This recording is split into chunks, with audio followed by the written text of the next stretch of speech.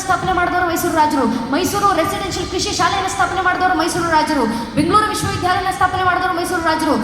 ಮೈಸೂರು ವಿಶ್ವವಿದ್ಯಾಲಯವನ್ನು ಸ್ಥಾಪನೆ ಮಾಡಿದ್ರು ಮೈಸೂರು ರಾಜರು. ನಿಮಾನ್ಸ್ ಆಸ್ಪತ್ರೆಗೆ ಕೊಡುಗೆಯನ್ನು ಕೊಟ್ಟವರು ಮೈಸೂರು ರಾಜರು. ಮೆಂಟೋ ಆಸ್ಪತ್ರೆಗೆ ಕೊಡುಗೆ ಕೊಟ್ಟವರು ಮೈಸೂರು ರಾಜರು. ಕೃಷ್ಣರಾಜೇಂದ್ರ ಆಸ್ಪತ್ರೆಯನ್ನು ಸ್ಥಾಪನೆ ಮಾಡಿದವರು ಮೈಸೂರು ರಾಜರು. KR ಮಾರ್ಕೆಟ್ ಅನ್ನು ಸ್ಥಾಪನೆ ಮಾಡಿದವರು ಮೈಸೂರು ರಾಜರು. ಮಂಡ್ಯ ಜಿಲ್ಲೆಯ ರಚನೆಯನ್ನು ಮಾಡಿದವರು ಮೈಸೂರು ರಾಜರು. ಇಡೀ ದೇಶಕ್ಕೆ ಬೇಕಾದಂತ ಮೈಸೂರು ಲ್ಯಾಂಪ್ಸ್ ಅನ್ನು ನಿರ್ಮಾಣ ಕೊಟ್ಟಂತವರು ಮೈಸೂರು ರಾಜರು. ಮೈಸೂರು ಶುಗರ್ ಮಿಲ್ಸ್ ಅನ್ನು ಸ್ಥಾಪನೆ ಮಾಡಿಕೊಟ್ಟಂತವರು ಮೈಸೂರು ರಾಜರು. ಮೈಸೂರು ಪೇಪರ್ ಮಿಲ್ಸ್ ಅನ್ನು ಸ್ಥಾಪನೆ ಮಾಡಿಕೊಟ್ಟವರು ಮೈಸೂರು ರಾಜರು. ಮೈಸೂರು ಬಾಯ್ಸ್ ಸ್ಕೌಟ್ಸ್ ಅನ್ನು ಸ್ಥಾಪನೆ ಮಾಡಿಕೊಟ್ಟವರು ಮೈಸೂರು ರಾಜರು. ಇಡೀ ಭಾರತ ದೇಶದಂತ ಪ್ರಥಮ ಬಾರಿಗೆ ಬೀದಿ ದೀಪಗಳ ಅಳವಡಿಕೆಯನ್ನು ಮಾಡಿಕೊಟ್ಟವರು ಮೈಸೂರು ರಾಜರು.